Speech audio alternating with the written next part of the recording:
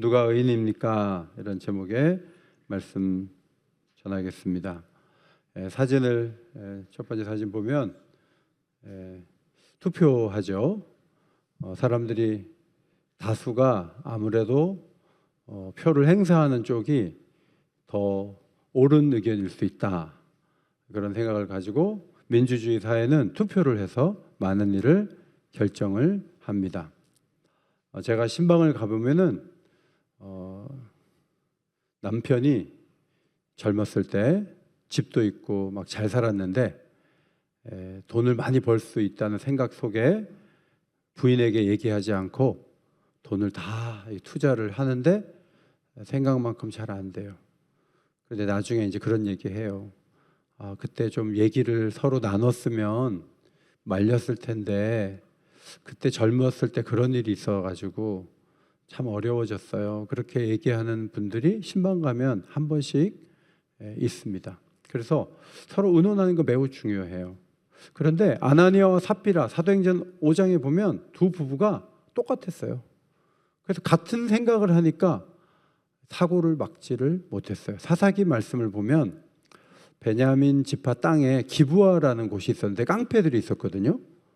그래갖고 외지에서 온 사람을 공격을 해서 죽게 만들었어요. 그래서 그 악함을 벌하기 위해서 여러 지파들이 그 깡패들을 내놓으라 그랬는데 못 내놓는다.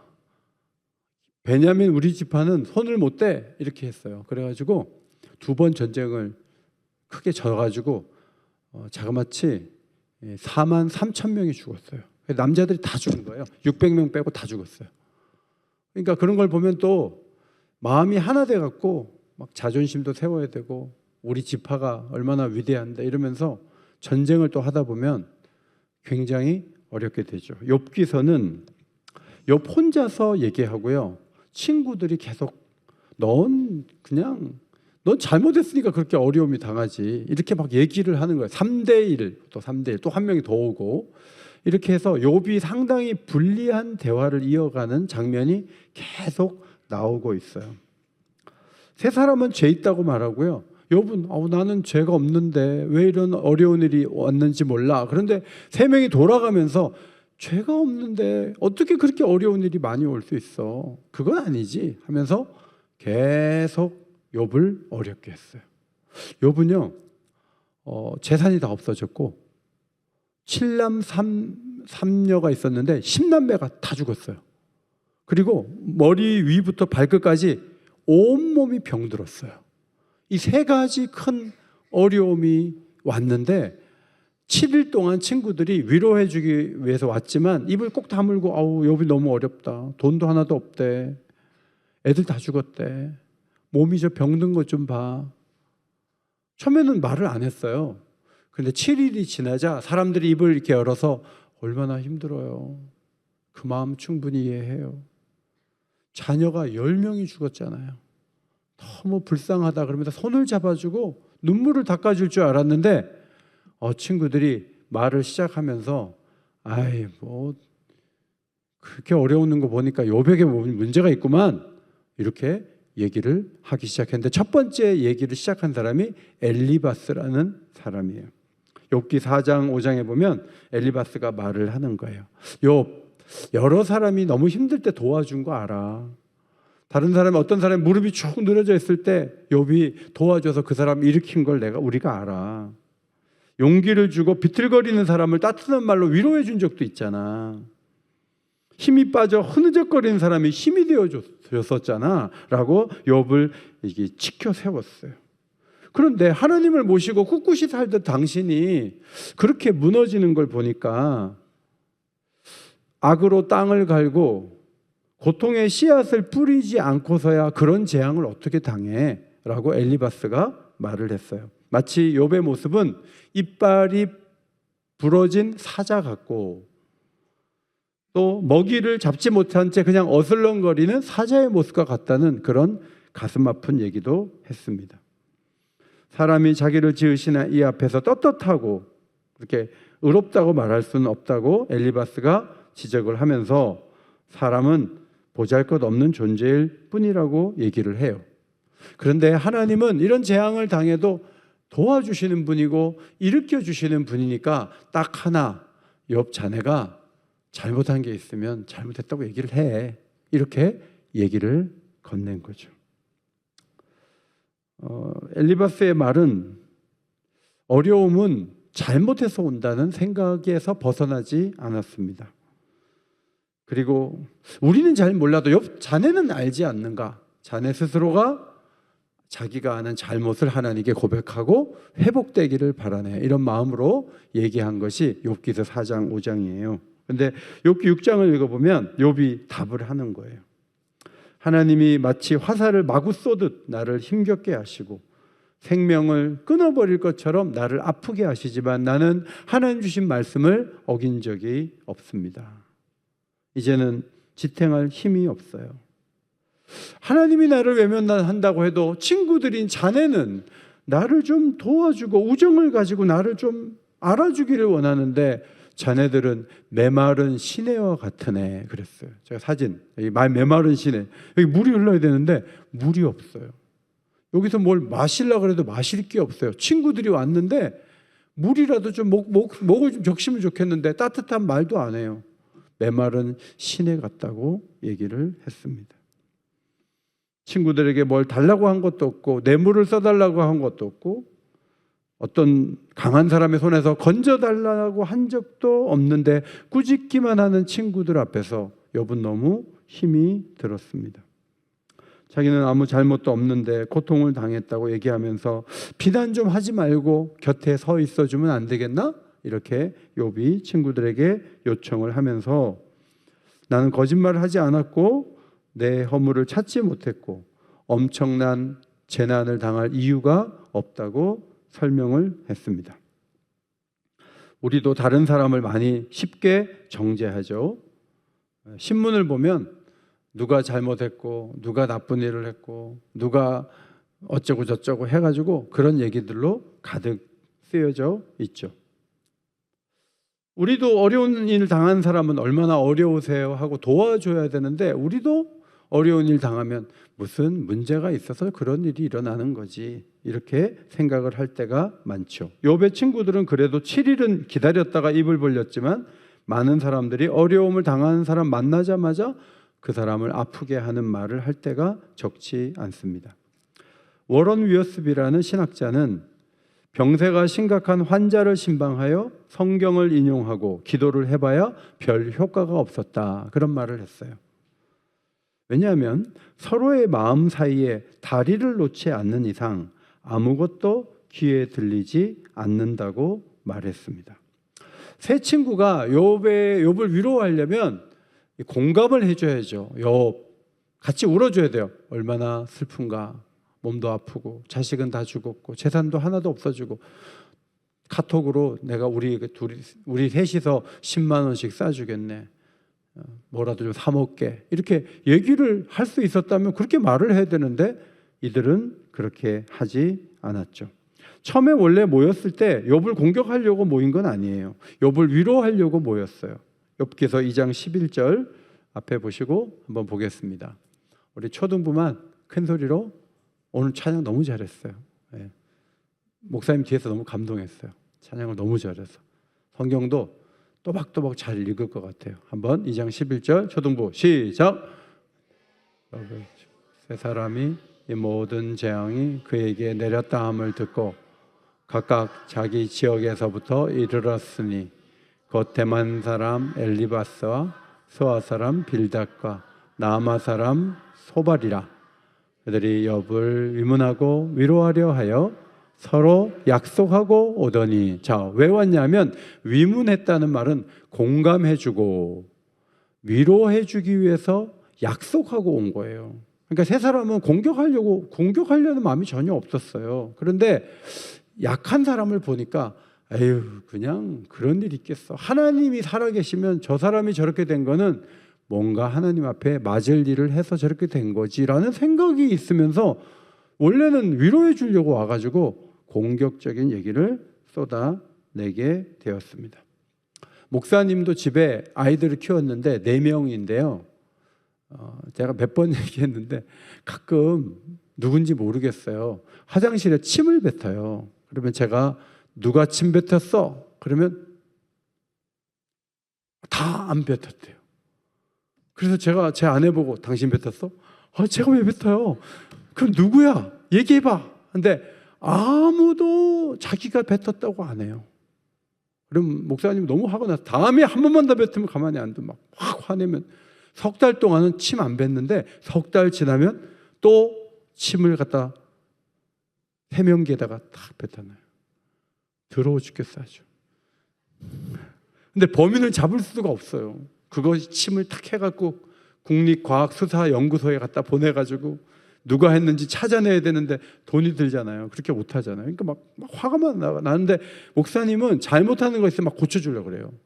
너희들 나중에 밖에 나가갖고 그렇게 하면 안 돼 하고 막 교회에서도 막 인사하라고 애들이 그냥 권사님 만나면 인사하고 장로님 만나면 인사하고 선생님 만나면 인사하고 애들이 그냥 계속 이러고 다녀요. 얼마나 힘든지 몰라요. 그런데 우리가 막 그렇게 가르치거든요. 왜냐하면 바로 잡아주지 않으면 안 되거든요. 그런데 부모가 돼서 자녀만 바로 잡아주려고 하는 건 아니에요.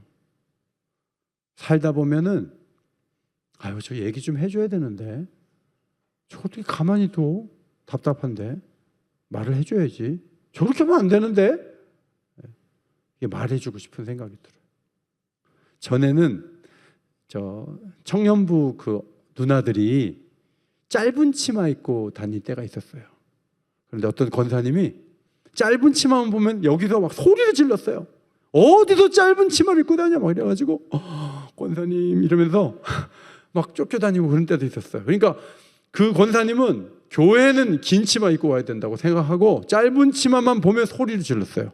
왜냐하면 고쳐주려고 하는 마음이 강했기 때문이죠. 종교적으로는 바리새인과 사두개인이라는 사람들이 이런 실수를 자주 범했어요. 그들은 만나서 공감해주고 위로해주기보다는 늘 옳은 말을 하려고 했어요. 그래서 자기의 아는 기준에 따라 세상이 움직여져야 세상이 좋아진다는 강박관념에 시달리면서 그들은 틀린 건 다 고쳐주려고 막 움직였어요. 그런데 예수님 보시기에 그 사람들은 너무 문제가 많았어요. 이 사람들은 자기는 잘 보살피지 않고 남만 얘기를 하는 거예요. 아니 머리 엉클어졌잖아요 막 이렇게 얘기하는데 자기도 막 엉클어져 있는 거예요. 자기 먼저 거울 가갖고 이렇게 빗질도 하고 나와야 되는데 자기는 하나도 안 보고 자기는 여기 검은 거 묻혀놓고 사람들한테 눈곱 띄라 그러고 뭐 붙었다 그러고 막 그런 사람이 바리새인들이었어요. 예수님의 비유를 보면 바리새인들은 늘 남의 잘못에 관심이 많았어요. 그러니까 자기 때문에 자기 문제로 회개하지 않고 이렇게 기도한다는 거죠. 바리새인은 서서 따로 기도하여 이르되 하나님이여 나는 다른 사람들 곧 토색 불이 간음을 하는 자들과 같지 않고 이 세리와도 같지 아니함을 감사하나이다. 이렇게 기도했다는 거예요. 원래 기도는 내가 잘못한 것을 가지고 나와야 그리고 기도해야 그것이 기도다운 효과가 있고 그걸 하나님이 기뻐하시는 거예요. 모두가 죄인이기 때문에 자기의 잘못은 한마디도 안 하고 순전히 남의 잘못만 지적하고 그 잘못됐다고 하는 기도는 기도도 아니에요. 그런데 바리새인은 그런 기도를 드렸다는 거죠. 이 사람들의 문제는 다른 사람을 고쳐주려고 하는 거예요.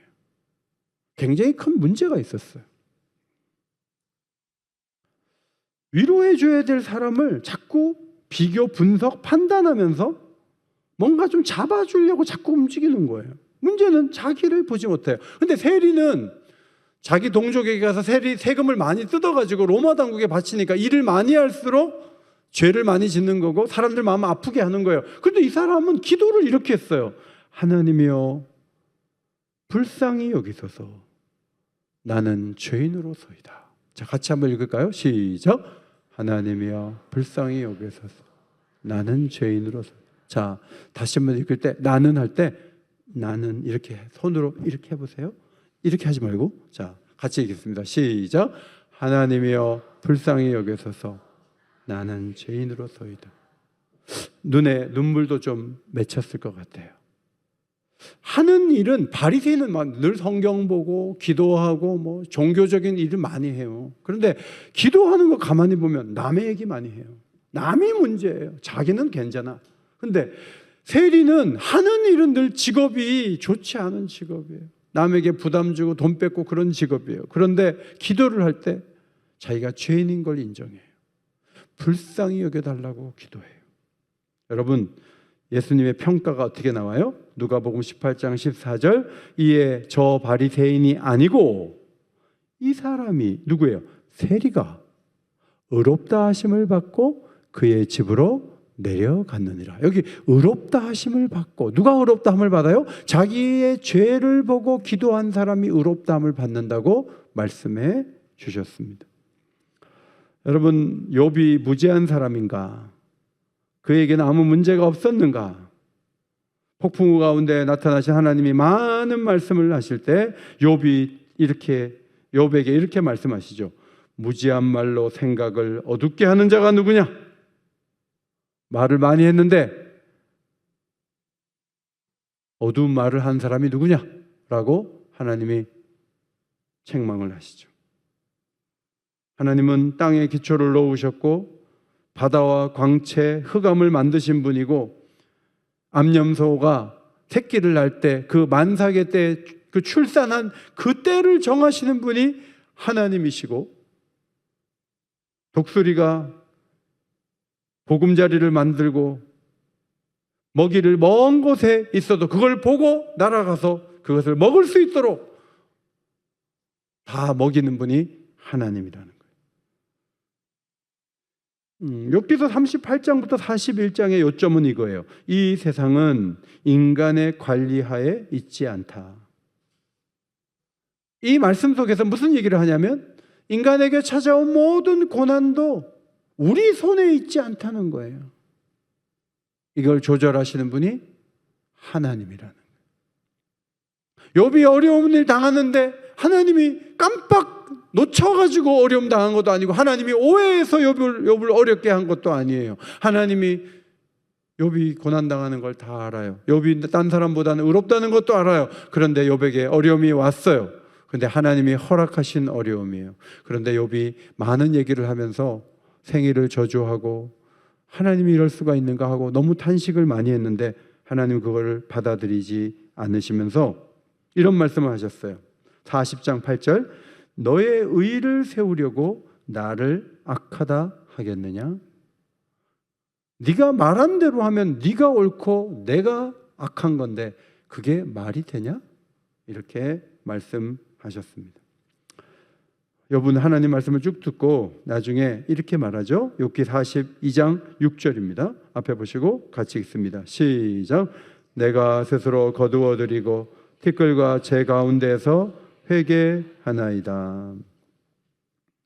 욥이 엘리바스에게 내 의가 견고하다는 말을 했어요. 난 아직 의롭다라고 말했어요. 그런데 하나님하고 대화를 하고 나니까 자기가 죄인인 게 분명해요. 고난을 당했다 그래서 큰소리 칠 건 없어요. 하나님이 허락하신 것에 대해서 왜 하나님과 허락해요? 이런 말을 할 수는 없는 거예요. 그래서 다 거두어드리고 회개한다고 고백을 했습니다.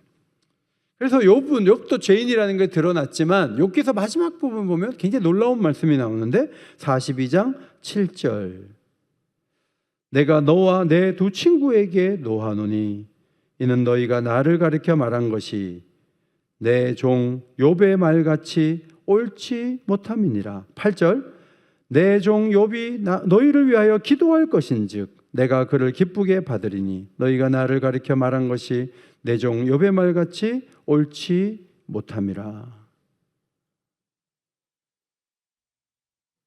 세 친구보다 욥이 더 옳다고 칭찬해 주신 거예요. 아까는 넌 네가 의롭다고 나를 악하게 봐? 이렇게 야단을 쳤지만 상대적으로 친구들에 비해서는 욥이 그래도 낫다고 칭찬을 해 주셨어요.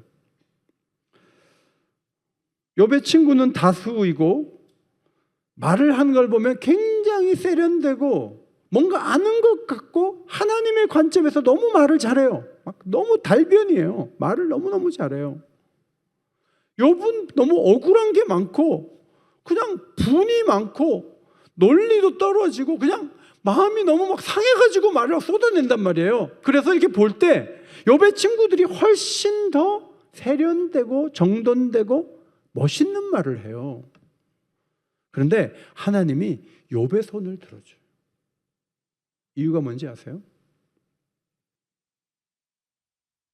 욥의 친구들은요, 공식도 있고 정돈되기도 하고 뭔가 잘 갖추어져 있지만 하나님에 대한 경의, 경외, 갈망, 열망이 없어요. 이 사람들은 그냥 지식적이에요. 그냥 사람을 보고 그냥 판단만 하는 거예요. 그래서 아니 뭐 저렇게 되면 이건 이거지. 너무 쉽게 그렇게 나가요. 그런데 이 사람들이 하나님을 많이 거론했는데 하나님하고 친하냐? 하나님은 미안하지만 이 친구들하고 안 친해요. 진정한 기도를 한번 드린 적도 없고, 자기네들이 약한 사람을 공격하기 위해서 하나님을 많이 거론했지만 사실 하나님이 그들의 기도를 기쁘게 받아본 적이 없는 거예요. 참된 진술을 하면서도 하나님과 관계가 없는 사람들이 욥의 친구들이 그저 죽은 교리와 추상적인 이론으로 욥을 아프게만 하는 거죠. 반면 욥은 당혹해하고 탄식하면서 마음속 깊은 곳에 하나님에 대한 갈망이 있어요. 하나님을 만나야 된다는 생각이 있어요.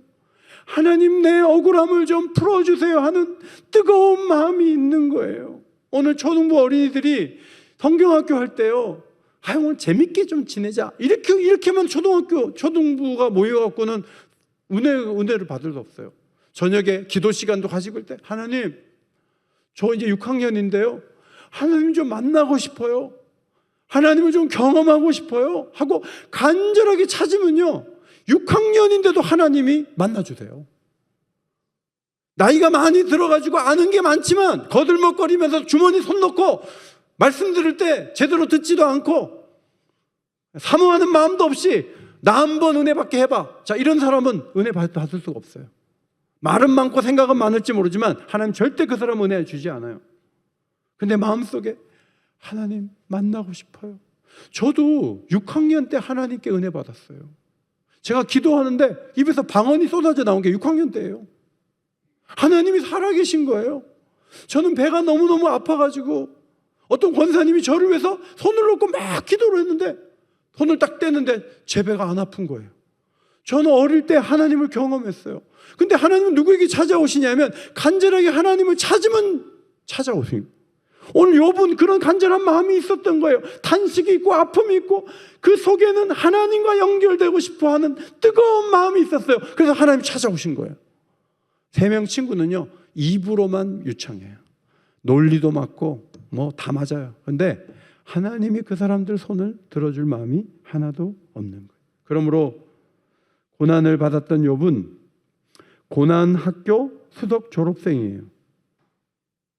이 욥의 위대함은 어떻게 볼 수 있냐면 욥기서 1장에 보면 욥이 자기 자녀들이 잔치 자리에서 뭐 잘못했을까 봐 제물을 갖다 놓고 기도를 했다는 내용이 나와요. 기도. 그리고 42장에 가면 욥이 친구들을 위해서 또 기도를 해줘요. 그 사람이 영적인 사람이냐 아니냐를 어떻게 아냐면 누군가를 위해서 기도해 주는 영성이 이어지고 있다면 그는 깨어있는 사람이에요. 그런데 기도회에 대해서 많이 말하고 기도를 많이 해야 된다는 말은 하지만 기도회에 나오지는 않아. 골방을 찾아 들어가지는 않아. 그 사람은 욥의 친구 같은 사람이에요. 기도가 살아있고 기도가 이어지는 것은 매우 중요해요. 욥기 1장 2장에 하나님은 욥을 내 종이라고 말씀하셨어요. 42장에서도 내 종이라고 말씀하셨어요. 하나님 욥을 좋아하셨어요. 그는 모든 것을 잃어버렸지만 회복됐어요. 그래서 포로로 잡혀가서도 돌아올 수 있는 거고요. 예수님이 사흘 만에 다시 살아날 수 있는 것이고 부활 승천해서 저 천성의 세계를 다스리는 왕으로 우뚝 서시는 것도 가능한 것이죠. 욥기서 1장은 잔치 얘기가 나와요. 그리고 42장에서는 모든 형제와 자매, 이전에 알던 모든 사람들 다 데리고 와서 함께 또 먹으며 잔치하는 모습을 보게 됩니다. 아프고 잃었을 때는 혼자밖에 없었지만 많은 사람들이 욥에게 찾아왔고 욥은 몇 살까지 살았냐면 70세의 2배를 살았어요. 초등부 70세의 2배면 몇 살이에요? 어우, 너무 수학을 잘해요. 140살 살았어요. 140살. 우리 초등부 어린이들은 몇 살 살고 싶어요? 몰라요? 욥을 통해 배울 수 있는 의는 삶의 방향성, 하나님을 향한 간절한 갈망, 기도하려는 마음, 거기서 나오는 진실이라고 볼 수가 있습니다. 오늘 맥체인 성경 읽기 금요일 본문을 지금 저는 말씀드리고 있어요. 창세기 40장 술 맡은 관원과 떡 굽는 관원장 얘기가 나오죠. 옥에서 두 사람이 요셉을 만났죠. 요셉도 억울하게 옥에 갇혔는데 첫 번째 관원장, 술 맡은 관원장이 꿈을 꾼 얘기를 하죠. 사진을 보시면은 포도송이가 3개가 있는 거예요. 그래서 이걸 짜가지고 바로 왕에게 갖다 바치는 거예요. 그래서 옛날에는 여기다 독을 타거든요.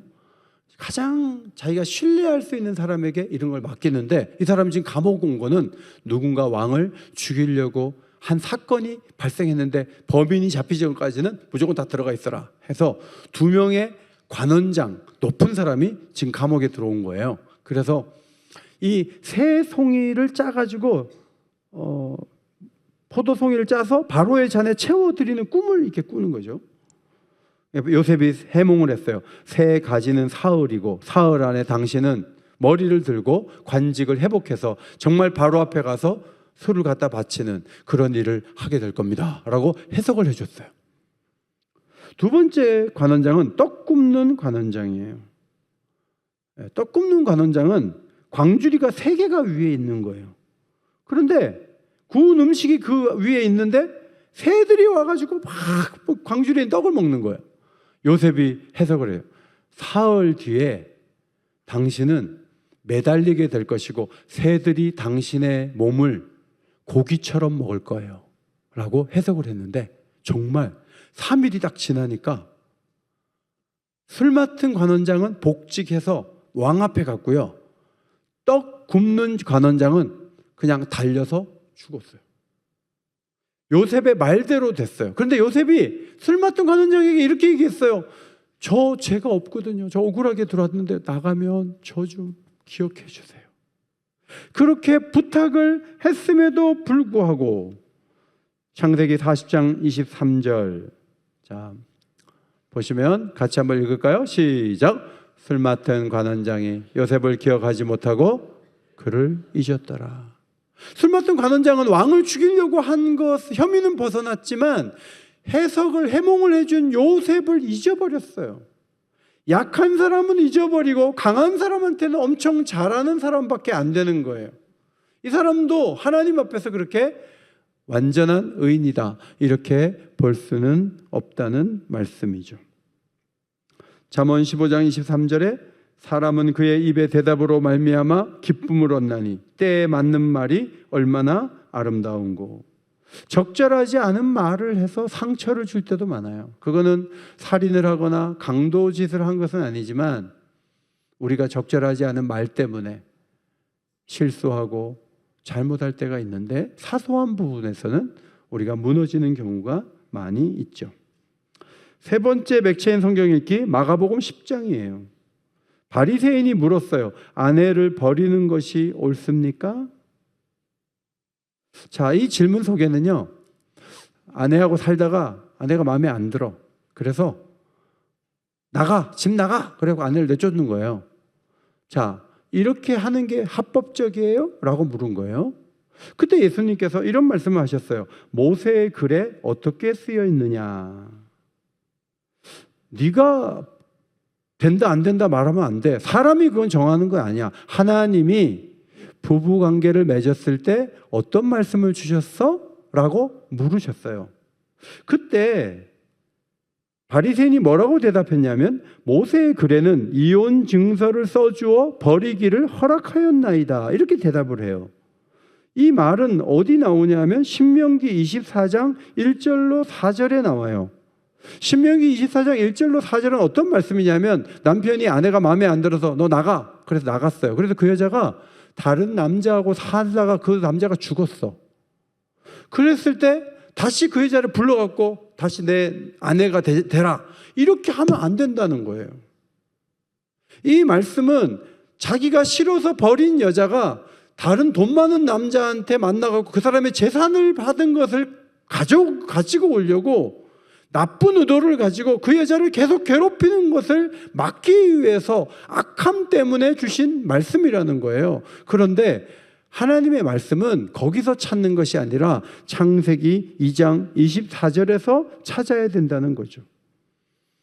부모를 떠나 한 몸이 된 이후에는 그러므로 하나님이 짝지어 주신 것을 사람이 나누지 못할지니라. 인위적으로 갈라서는 것은 안 돼. 하나님이 혼인을 시켰을 때는 여기저기 찾아가라고 혼인시킨 거 아니야. 한 사람하고 끝까지 가야 돼. 인내가 필요하고 견뎌야 돼. 이 말씀을 예수님이 해주시면서 너희들이 그냥 이혼증서 써주면 깨끗하게 끝나는 거야 라고 생각하는 것은 하나님의 말씀하고는 거리가 멀어. 그렇게 스스로를 의롭게 여기면 안 돼 라고 예수님이 분명히 말씀을 해주셨습니다. 무엇이 의죠?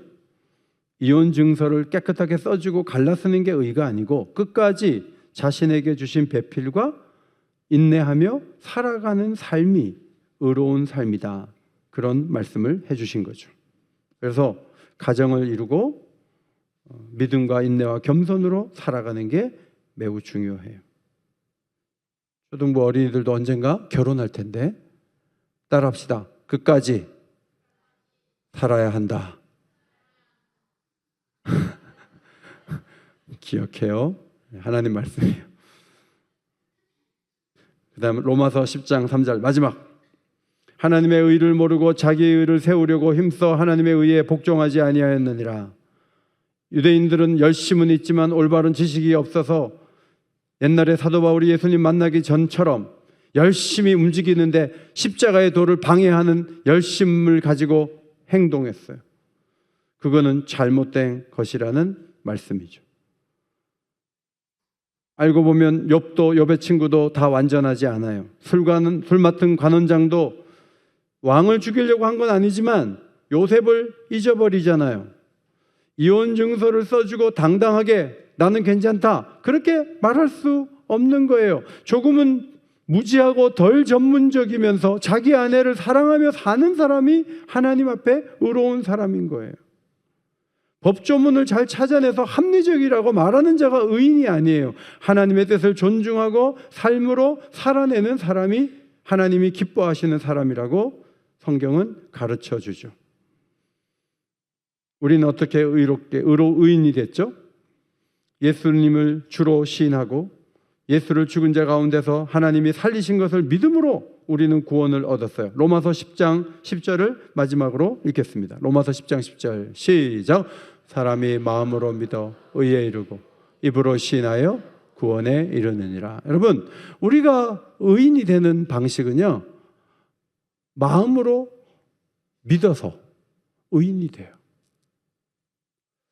욥도 엄밀한 의미에서 하나님 앞에서 의인이 아니에요. 술 맡은 관원장도 의인이 아니에요.